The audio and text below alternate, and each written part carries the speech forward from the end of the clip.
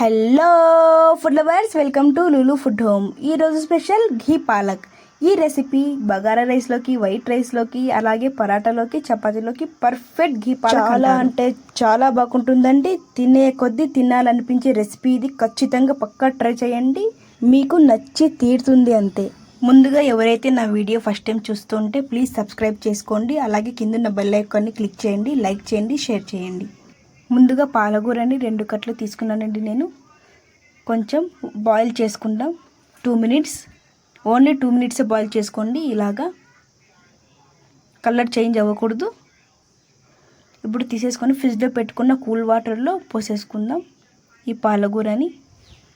ఇప్పుడు మిక్సీ జార్లో తీసుకొని గ్రైండ్ చేసుకుందామండి.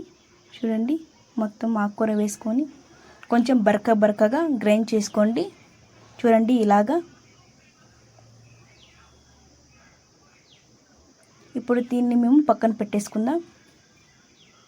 ఇప్పుడు స్టవ్ మీద బాండి పెట్టి 4 టేబుల్ స్పూన్ ఘీ తీసుకున్నాను నేను. నెయ్యి కొంచెం కరిగనిద్దాం. కరిగినాక 1 టేబుల్ స్పూన్ జీరా, ఒక 10 వెల్లుల్లి కట్ చేసుకుని వేసుకుంటున్నాను నేను. అలాగే కొంచెం కలర్ చేంజ్ అయినాక సన్నటి తరుగు ఆనియన్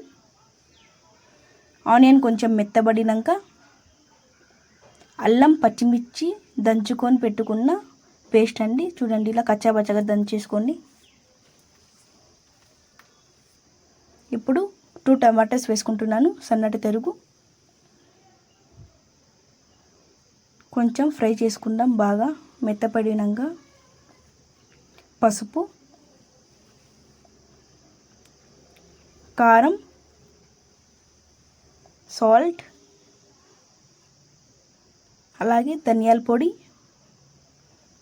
కొంచెం లైట్గా గరం మసాలా. మరి ఎక్కువ వేసుకోకండి, ఇందులో మనము మసాలాలు అనేది ఓవర్ చేయడం లేదు. ఇందులో కొంచెం వాటర్ వేసుకుందాం. ఒక 2 మినిట్స్ మగ్గనిద్దామండి బాగా. చూడండి, 2 మినిట్స్ మగ్గినాక మేము ముందుగా గ్రైండ్ చేసి పెట్టుకున్న పాలకూర పేస్ట్ని వేసేసుకుందాం. కొంచెం అందులోనే వాటర్ వేసుకుందాం. ఒక 5 మినిట్స్ బాగా లో ఫ్లేమ్లో కుక్ చేసుకుందాం. ఇలాగే కుక్ చేసుకోండి. ప్లేట్ పెట్టుకుంటే మనకి పాలకూర అనేది కలర్ అనేది మారిపోతుంది. ఇప్పుడు మేము 4 టేబుల్ స్పూన్ ఫ్రెష్ క్రీమ్ తీసుకుంటున్నాను.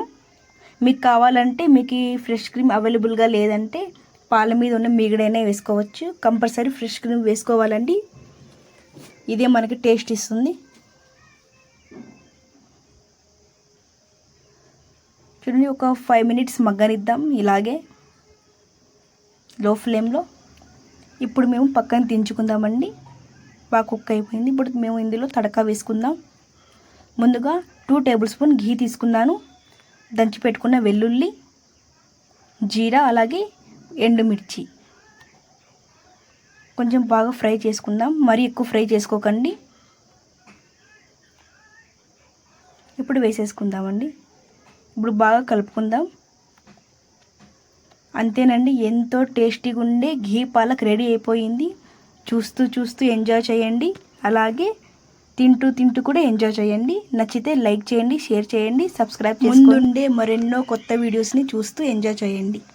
Bye bye.